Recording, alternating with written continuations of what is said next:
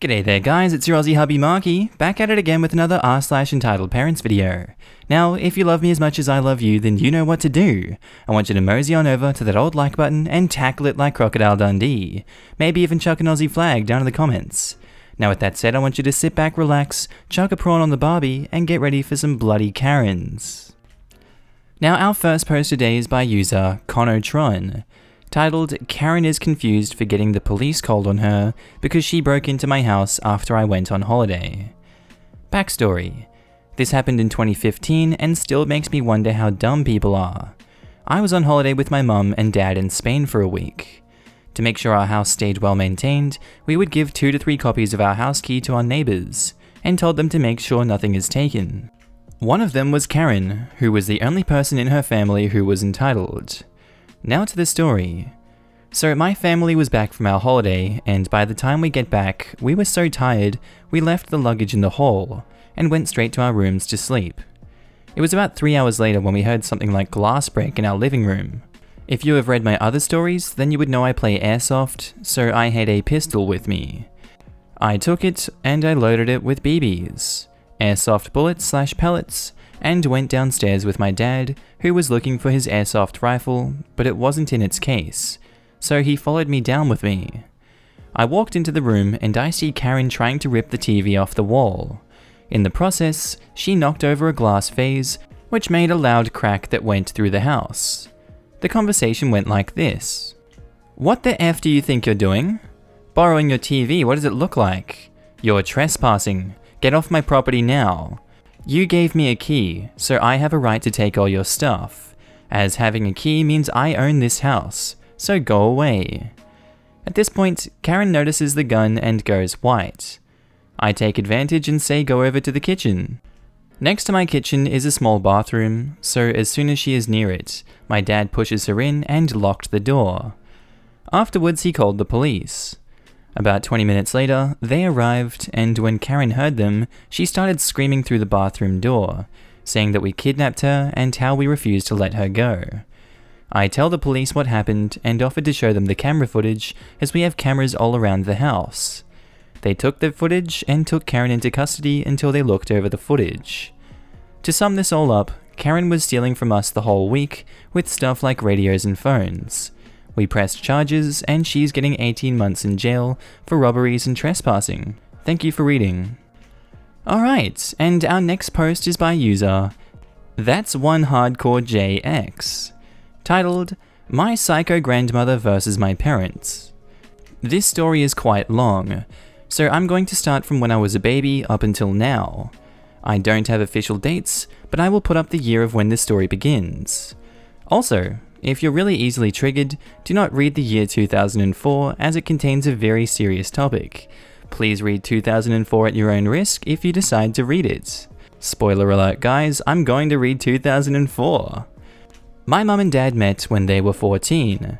They never really hit it off until they were about 23 to 25. Now, 1994. While they were dating, my grandmother was always saying things such as, "My daughter deserves the best and has no business with someone who is dirt poor." My dad wasn't poor, but wasn't very wealthy. He always had a job and has multiple degrees under his belt. When I was being conceived, he was working as a security guard and pulling in a decent amount of money to keep himself and my mother happy. My mother would work day shifts at a local grocery store, packing shelves, working the checkouts, etc. Jumping forward a few weeks later, my parents decided to tell my grandmother that they're having a baby, which is me. They had already told my dad's family and it was good vibes all around. But once they told my mother's mum, she wasn't very happy. When mum told her, she walked away, went outside for a cigarette, and didn't talk to mum or dad for about 15 minutes. According to dad, mum started bawling her eyes out and locked herself in the bathroom. My grandmother comes back inside and walks up to my father and says, "Here is what's going to happen. She's going to get an abortion and you're going to disappear." My father was absolutely destroyed that she did not approve of the pregnancy. So, dad left the house and went home without my mother. I do not know what happened when dad left the house. I haven't heard what happened after that. 1995, I'm born. While my mother was in hospital, my grandmother came up to see me. According to both my parents, she kept calling me her baby. Dad kept his cool in the hospital as he didn't want to cause a scene, as there were other patients in the room that my mother was in. But my mother absolutely freaked out. She asked my grandmother to leave and was saying something along the lines of, "How dare you? You tried to force me to get an abortion, and now you want to say that he is your baby. No, screw you," etc. From what I gather, she ends up leaving. A few days later, it all blows over and my mother and grandmother are okay, quote unquote. 2004, ooh, spicy year, boys. My father is suffering from depression, anxiety, and had lost his job. He searched for about 2 months to find a job, but no one was returning his calls. He starts freaking out, as bills need to be paid and food needs to be put on the table. My father gets a call from my grandmother asking how he is going with getting a job.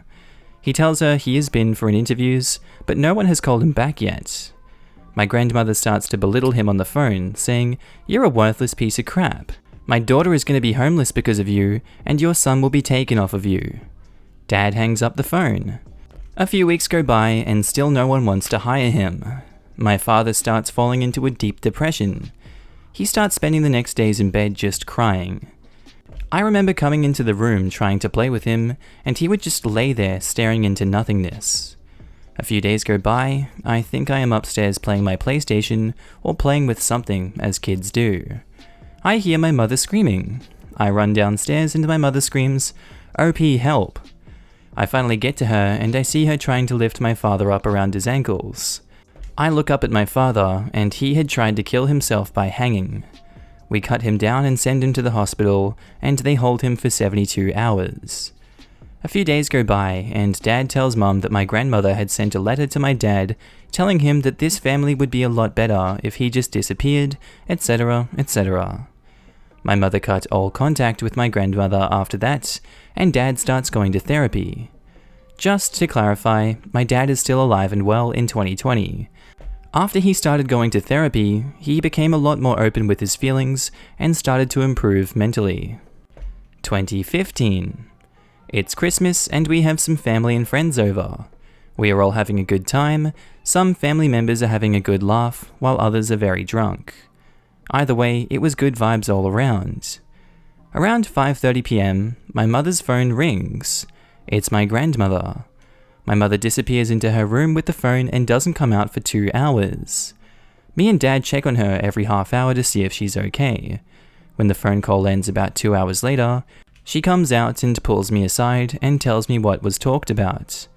Apparently, my grandmother has lied to my mother her entire life on who her real father is. Mom is bawling her eyes out and Dad grabs her and they both disappear into the bedroom for a little while. About 30 minutes later, they come out, sit everyone down at the party and tell them what has happened. Everyone is disgusted in my grandmother and most of them don't talk to her ever again after that little stunt. 1st of November 2019.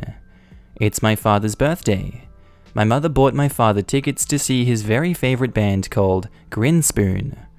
Both are very excited as they haven't seen them play in years. They get ready to go to the concert, and while at the concert, my mother complains that she has a headache. She takes a few painkillers and soldiers on. They watch 5 of these supporting acts and the headache is getting immensely worse. Grinspoon comes on stage and starts rocking out. They finish their first song and Mum says to Dad, "We need to go home. My head is killing me." Dad throws her in the car and they both drive home. The second they get home, Mum is sprinting to the front door, runs into the bathroom and vomits. Dad follows behind her and holds her hair and gets her a glass of water. Mum did have a few drinks at the concert, but she wasn't drunk or even tipsy. After she's had a good vomit, she goes and lays down on the couch with Dad. 10 minutes go by and Mum's eyes start rolling into the back of her head. We all start to freak out. Next minute later, she is having a seizure. Dad calls 000 and we rush her to the hospital. After a few tests, Dad rings me and says, "You need to come to the hospital now." I get to the hospital and Dad is waiting outside. He holds me and says, "Opie, you need to say goodbye to your mother. She has had a stroke and the doctors say that you need to say your goodbye now just in case she doesn't make it." I say my goodbyes to my mother and she heads to surgery. 6 hours later, we get a phone call. The surgery was a success and she is alive. Me and my father are over the moon. The doctors explained to us that she has lost a lot of her motor functions, but will regain the most of it with therapy. A few days later, I'm out at work and my dad is going to the hospital to visit my mum. My dad goes to walk into her room and guess who is there? My grandmother. Somehow, she caught wind of this. I don't know what was said between her and dad while mum was recovering, but I know he said to keep it under wraps, as we will tell everyone in the next few days. The next day, dad goes to the hospital and my grandmother is there again. Only this time, she has brought people that we don't even know. Dad immediately leaves and calls me to ask who they are. I tell him I have no idea. I call my mother's sister, my auntie, and ask what the hell is going on. Apparently, they are just my grandmother's friends, and in my personal opinion, had no right to be there, as they didn't even know my mother at all. Now, I'm not a violent person at all, but while I was on the phone to my auntie, I said to her, "Do you really think my grandmother deserves to be in the same room as my mother? She has cut her out for years, and now only gives a crap when she almost dies. What about when she needed her support?" My auntie said nothing. I reply with, "You know, if I was the one that walked in and saw her, she would be very lucky to leave with a full head of hair." I hang up the phone. After that phone call, my auntie must have spoke to my grandmother and she never returned to the hospital. 2 days go by. I get a phone call from the one and only Witch of the West. I answer, not knowing who it is. "Hello, OP speaking." She replies, "Hey OP, it's your grandmother, remember me?" I reply with, "Yeah, sadly I do. What the hell do you want?" She starts going off her nut at me, calling me every name under the sun and saying that now my mother is immobile, that she is going to try and becomes her carer, and that she is going to make up a bunch of lies on how my dad is a drug addict. My dad has never touched an illegal substance in his life. While she's losing her crap, I press the record button on my phone and just let it capture everything. She hangs up and I immediately go to get a lawyer. I see the lawyer a few days later and we talk it over. Because I am my mother's son, I legally consigned to become her carer. So I do, and I give my lawyer the audio recording of the phone call me and my grandmother had. I hand her the USB with a recording on it and she plugs it into her laptop. She listens to it and is in total shock. We set up a court date to take my grandmother to court. And our last one, 2 months ago, we finally go to court. My grandmother is facing 2 counts of harassment over a cellular device and 1 count of defamation of character. She is also not allowed to go near my mother or anyone else in my household until 2023. Overall, I'm satisfied with the verdict. Also, my mother is doing much better since the stroke and is slowly regaining all of her motor functions. I couldn't be more proud of her. And our next post is by user Sub to Dead Meat, titled "Extremely Religious Aunt Injures Me because she found out I was an atheist thanks to a video game." Hey guys, it's my first post on this subreddit, so please excuse the mistakes. Our cast are OP me, EA is entitled aunt, CC is cool cousin, M is my mum. Okay, background. I come from both Muslim and Christian religious backgrounds, but I am an atheist. M and CC knew that, but EA didn't. It was a cool Saturday evening. Cool cousin and entitled aunt came over to visit us because we just came back from abroad. So while mum and entitled auntie were chatting, me and cool cousin were playing Assassin's Creed. And when we are almost done, entitled auntie barges into the room and begins watching us. She's like, "Bam! What is the game you are playing about?" "Oh, it's about killing and assassinating targets for the Apple of Eden during the Third Crusade, of course. But OP, you know that these actions are haram, forbidden in our religion." She believed that we were going to practice sorcery if we continued playing it. So I say, "It is in your religion." "What do you mean, your religion? Aren't you a Muslim?" I stayed quiet, but cool cousin defended me and said, "Each one can believe in whatever they want, and OP here decided to be an atheist." "How dare you believe in the devil?" OP is like, "Actually, being an atheist means shut your mouth, you filthy kafir."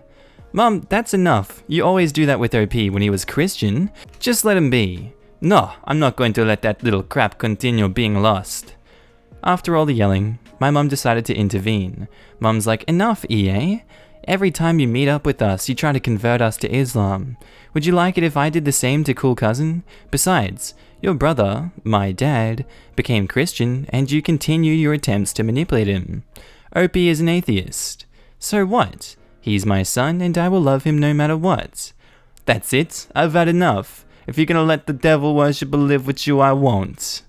Entitled Auntie grabs a wooden statue and hurled it at me. It hit me in the eye and I went to the hospital. Cops were called and Entitled Auntie tried to justify her actions by saying that it was okay because I was an atheist. Obviously that didn't work and she had to pay us $3,000 for medical bills. Entitled Auntie never tried that stunt again, and of course, me and cool cousin stayed close to each other. P.S. Sorry if some phrases are a little bit off. I had to translate the argument from Levantine Arabic to English. P.S. All caps lock sentences are Entitled Auntie yelling. TLDR, insane Muslim auntie tries to kill me because she found out I'm an atheist thanks to a historical game. Edit, thank you kind stranger for helping me fix the text format. It isn't a wall anymore. Edit, I have posted the ending to EA's problem. It was one roller coaster of emotions. Alright, now we have to check that one out. It's mandatory. Insane religious aunt berates my cousin over her boyfriend and soon-to-be husband and is shocked when her son sided against her. Hey guys, since my last post had so much support, I decided to post more stories about my insane aunt. Backstory. My aunt is an ultra-religious Muslim and she has injured me in the past. Sorry if some sentences don't make sense, I had to do a rough translation from Levantine Arabic to English. Our cast are IC, the innocent cousin, OP, yours truly, CC, the cool cousin, PBF, poor boyfriend, EA, Entitled Auntie. It was a nice winter evening. Entitled Auntie had just come back from Dubai. I was spending the weekend with innocent cousin, and my entire family has greeted her with an open heart, but my wounds with her are still fresh. Innocent cousin was also Entitled Auntie's nephew, and cool cousin was her son, but innocent cousin saw her as a mother figure because her mother was always away at work. Later during the night, innocent cousin decided to introduce her boyfriend to Entitled Auntie, but problems began to develop when they started talking about marriage. Entitled Auntie's like, oh sweetie, you're such a lovely person. Where are you getting married? Oh, we're getting married at a church. Excuse me? Please, Entitled Auntie, we all know what happened with you and OP. We don't want that to happen again.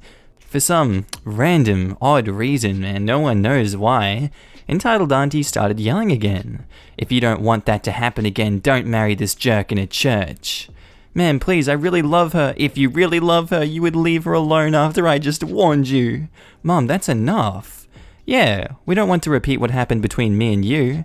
If he wants to marry her in a church, so be it. I'm not gonna listen to the talk of a pagan worshipper. You already cost me my relationship with your mother, you little crap. You're not gonna do the same thing now. Cece was getting mad and he started yelling. Enough, Mum. Stop hating on other people for what they believe in. You have already ruined many relationships with many of friends and family. Why can't you keep your mind open and accept the fact that people who are different also exist? At this point, the tension in the room can be cut with a knife. Innocent cousin's like, please cool cousin, that's enough. No, that isn't enough. She's already harmed OP and she will be willing to do the same thing to you if you marry him. Then Entitled Auntie had the guts to smack CC across the mouth for speaking the truth. She's like, you son of a bitch, I raised you for 18 years, and now you are supporting kafirs. I am an atheist. She was talking about me. So I say, that's enough, Entitled Auntie. Don't you realize that the more you try to push your own agenda on others, the more you will be hated? Even your own son hates you for your actions. The son which raised you. It's about time someone called you out on your stupid actions, like trying to kill me. Poor boyfriend and innocent cousin are getting married whether you like it or not. PBF is like, thanks man. Entitled Auntie and cool cousin have finally calmed down. Cool cousin says, Mum, please just for once open your mind. Please don't always be so opposed to the actions of other people.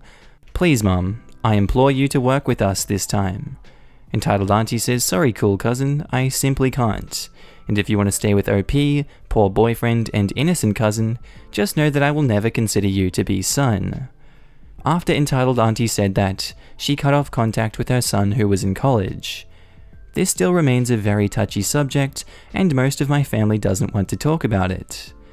2 months after the incident, poor boyfriend and innocent cousin got married in a church.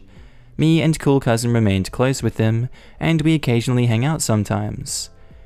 Entitled Auntie went to Dubai to live with her husband. The rest of our families accepted the marriage without any problems. Very epic. Alright, and now our next post is by user Taipan821, titled Entitled Mother vs Emergency Services. So this story, again it happened many years ago involving an ambulance. There was a family fun day and emergency services had sent some vehicles down as displays, for kids to clamber over and have fun with. However, emergency service workers get bored. So behind the display was a selection of operational vehicles, parked up, and the operational crews having fun. We're talking fire trucks, police cars and ambulances. What? We were bored that day. Now, the difference between a display and an operational ambulance. The display ambulance has the drugs locked away. The operational ambulance has the drugs easy to access. Operational vehicles stay locked at all times, while drugs are inside.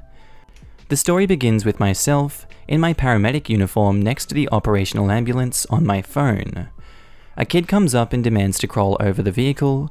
The answer is no, and he is directed to the display model. A short time later, the mother turns up and demands the kid is allowed to go through the vehicle, as the other one has a long line. The answer is still no. It is an operational vehicle and is required to be able to respond at any moment. She continues to demand, so I direct her to the crew at the display ambulance, making her their problem. I don't hear from the entitled mother again. 30 minutes later, we are activated for car crash. The fire truck responds, we respond, and a police car respond. We get on the scene, not catastrophic. The occupants have self-extricated and oh dear, it's the entitled mother and her kid, complaining of neck pain. I guess you get that ambulance ride then, Karen. Congratulations. Alright, I hope you enjoyed that one. Our next post is by Mush Tilly, titled Karen Demands That Hospital Gives Her Dozens of Masks. Backstory. My uncle is a doctor and he shared this story with me and the rest of our family. The cast are Uncle, Karen, security guard. The story. A few days ago, while Uncle was working in the hospital, he was sanitizing some personal protective equipment, as his hospital was having a shortage of them. He had just finished cleaning them when Karen busted the doors open, and after waiting less than 10 seconds, shouted, "Excuse me?" Uncle saw her and asked her what she needed. "I need some face masks." Uncle, thinking that she may be collecting for a family member, "How many?" Note, my uncle wasn't supposed to even offer her any masks, but he believed that she may actually have needed them. 30 or 40? Uncle, flabbergasted. "May I ask you why you need so many?" "Well, I want to go shopping. Sitting at home these weeks has been the worst." First of all, you shouldn't be leaving your house in the first place unless it is totally necessary. Second, why do you need so many? "Well, I want to go shopping every day, and I don't want to reuse masks like a peasant." "I'm sorry, but we're already suffering from a shortage of supplies. I can't give you PPE unless it's absolutely necessary." "Well, why did you ask how many I need if you weren't going to give me any? I thought that you needed them, not that you wanted to go shopping." At this point, Karen runs up to Uncle and knocks over his cart of freshly sanitized PPE and starts to grab as many as she possibly can. The cart being knocked down makes a very loud noise, attracting the attention of security. So security comes over and says, "Ma'am, I'm gonna have to ask you to leave."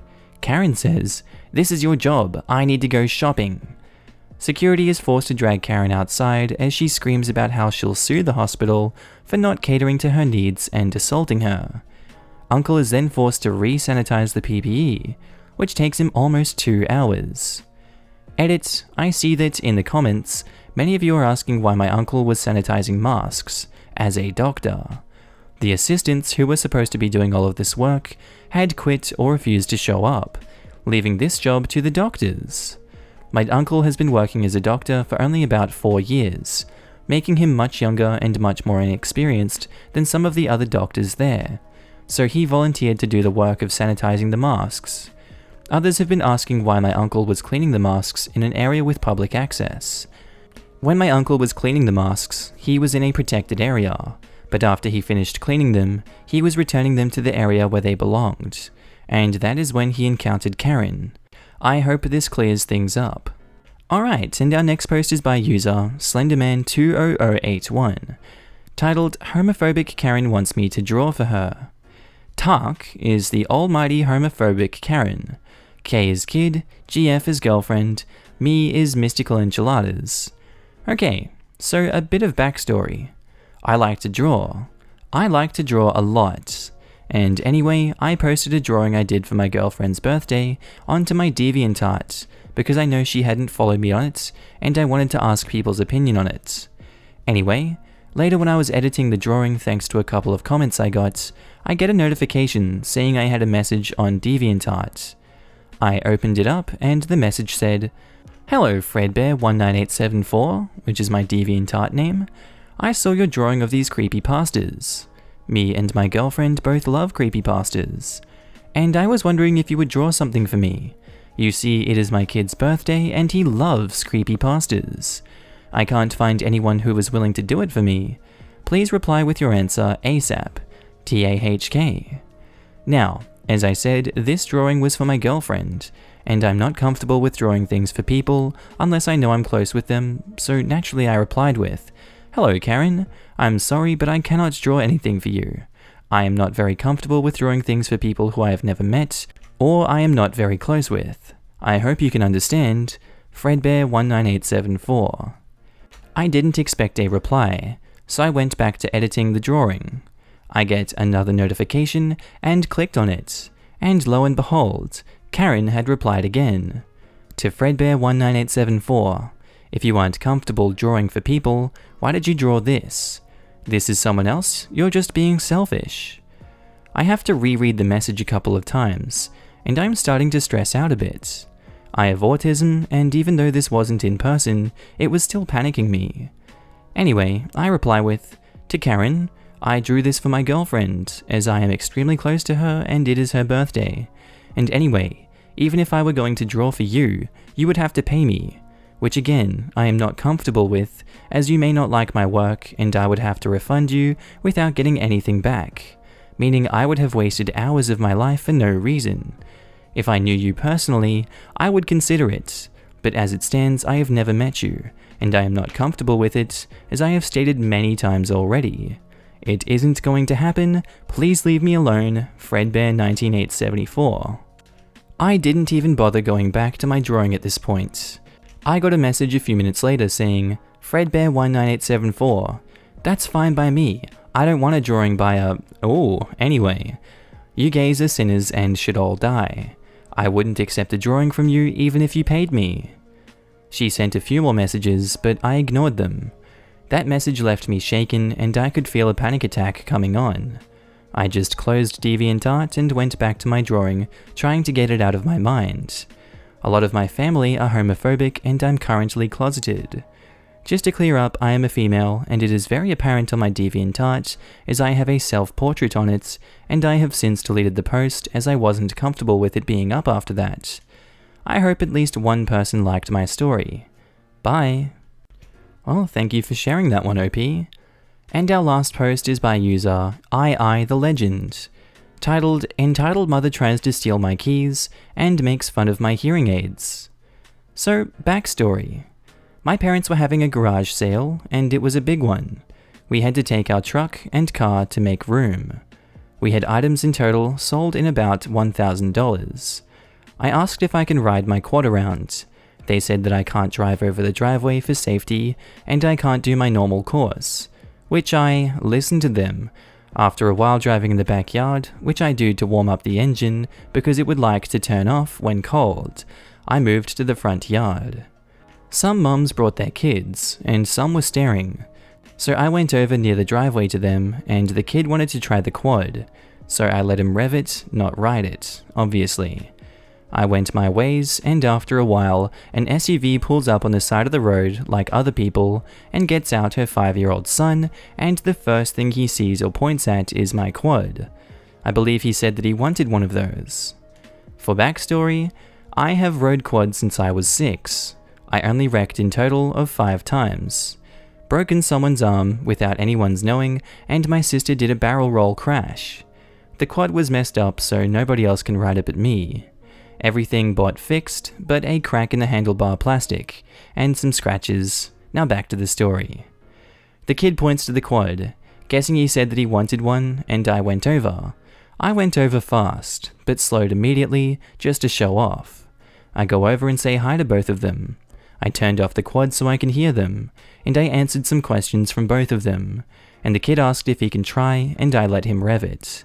The mum helped him up, and I tried turning the quad on, and it turned on, but I accidentally let go of the brake, and it went forward about a yard onto the road, so I went backwards and apologized, but the mum looked paranoid. I showed the kid the throttle, but the mum stops her kid and it went like this. "You can't ride that," the entitled mother says. I asked why and she said, "You almost ran my angle over." Her kid was about 5 feet away from the quad, so there was nowhere near my tires. I said he wasn't anywhere near any of my tires, and she of course cuts me off. Entitled mother says, "I don't care, you still were near him. You shouldn't have this. He should have it better than you, since he can drive better than you."